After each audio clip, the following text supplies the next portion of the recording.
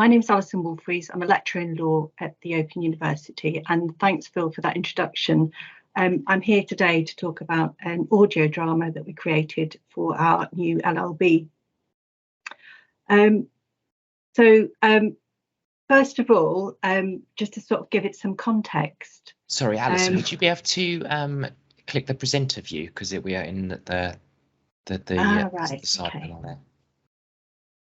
Okay, am I okay to carry on, Phil? Yeah, Can you hear me please do. okay? Yes, thank you. Brilliant. Yeah, absolutely. That's great, thank you. So just taking it forward. There we go. Thanks, Steve.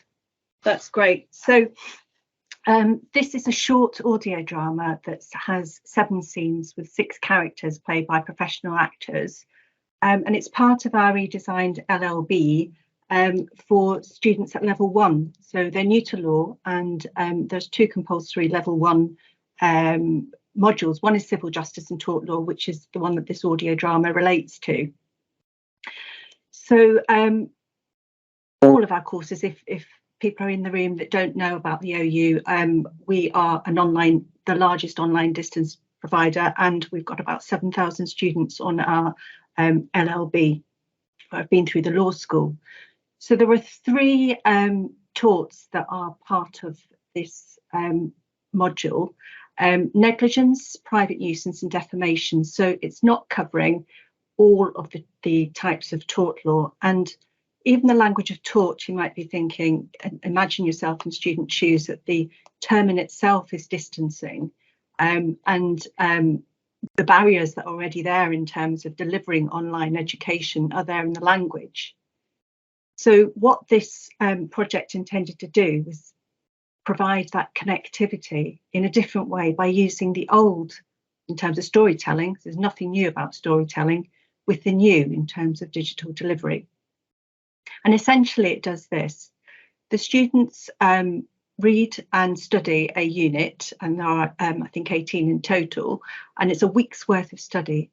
And at the end of that, they then listen to a continuing story, an audio drama that they're directed to listen to, and then with carefully worded questions that then follow, it consolidates the learning that they have been doing in that unit. Can I just sort of move it on, Steve? Thank you. In order to understand the objectives and the pedagogy, I'm going to give you a really quick whistle-top tour around what happens. But it's set in a community hall, and it's entirely, the first scene is basically setting out who the characters are and setting up their disgruntlements.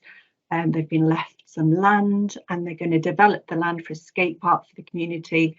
There's a professional stay-at-home dad who is offering his services for the planning. It then sort of, he's new to the village, the tensions are set up, it's very sort of immersive in terms of character development. And the idea is that the students actually forget that they're supposed to be learning about the law in this part, they're immersing themselves. But it's very short in terms of the scene. It comes full circle, so there's a fundraiser, there's an accident at the fundraiser, somebody falls off a bucking bronco, there's a hospital visit, a pub scene, and ultimately we're taken right back to the beginning in terms of the community meeting, when we're looking at nuisance actions and what should be done within that. So that sort of takes you through in a very quick way. Steve, can I have the next slide, please? And really, the objectives of this are not only to consolidate what they've been learning about, but as I said, to break down those barriers, because language like, for example, remote, something that's remote in everyday language, in law has a specific legal meaning. So our students, many of whom are coming to law for the first time and are struggling with this language and the legal principles. So that creates that further distance, and a way of breaking that down and reconnecting is immersing in sort of relatable characters and relatable situations and forging those connections back again.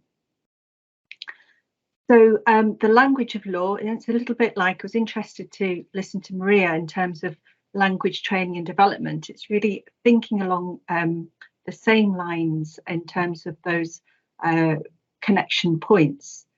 So, and in particular also about, when we're listening to Maria thinking about well-being connectivity, we know very well that students only learn at their best in a relaxed environment. And so coming away from a screen for a while and having that portability of listening to that audio drama in that way, as and when they like, in very short scenes, will hopefully really help. This the character development is essential. So rather than just showing a scene of here's an accident or here's somebody defaming another person by a Facebook post, in fact, there's not bad and good in the characters. It's written in such a way that we feel for the characters as they develop through. And therefore, that helps to engender a sense of not just showing what justice is or telling what justice is, but actually becoming involved in it. Steve, if I could have the next slide, thank you. So, as I said, there's nothing new about storytelling, and I thought twice about putting Saul Goodman. Forgive me if any of you don't know about Saul Goodman. It's a series, but it's not exactly the best representation of ethics. But in terms of storytelling, it's a lawyer who's very good at engaging others in whether it's the truth or not, the actual narrative of a tale. So, Steve, could I have the next slide? Please, thank you. This, as I say, is nothing new, and it's been done in a lot of criminal and applied legal storytelling. Is a really developed academic. There's a lot of academic work has been done around that. Particularly in crime, but not so much in civil. And this is one way of integrating storytelling into the law. There's some really interesting pieces of work there by those authors. So that's just to flag those up and that body of work. But this is doing something different and new. So just turning as we're moving towards the end now, this is now in presentation in its first year. And I think we've got about 1,000 students studying and listening to this audio drama, which is, really a tool for consolidating their learning. And I think there's 951 views or listens so far to it. So it appears to be working very well.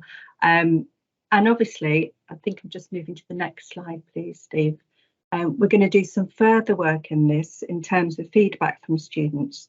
But certainly, in terms of the shifting viewpoints and the brief of the narrow areas of law, I haven't talked much about how we've done it. But essentially, it's this: be very clear about what the legal objectives are that you want to deliver. Have fun developing a story around it, because it's a light touch, enjoyable, engaging thing for students.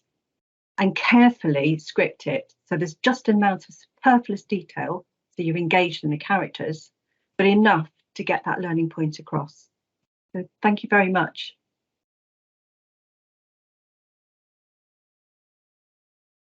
Thank you, Alison. Thank you.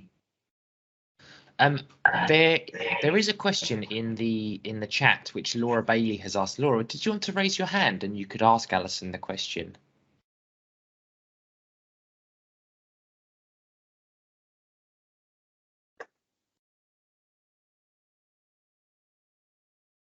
Hi, Laura.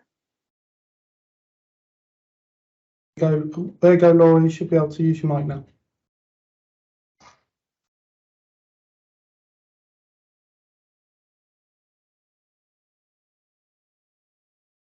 Okay, thank you. Yeah, briefly, I was allowed to unmute and then it took the ability away. Anyway, thank you, Alison. That was interesting. My question is, I've said it's maybe more just generally about the OU, because all of this kind of stuff, it's amazing. And in general, I feel like OU materials are really good, really high quality. And I wondered whether they pay tutors for preparation and development time separately from teaching time, because this is an issue with people embedding good practices that often people don't feel like they have time to overhaul their courses, especially if they're on a short course or whatever. So yeah, I was just wondering about what the policy is on that. So the question is what the policy on payment for the production of the... Yeah, so yeah, do they allow this time that's for like these important things of developing and preparing the materials, which often do take quite a lot of effort? I feel like it would really incentivize more people to do it if it was recognized as work, which I was just wondering if the OU does that.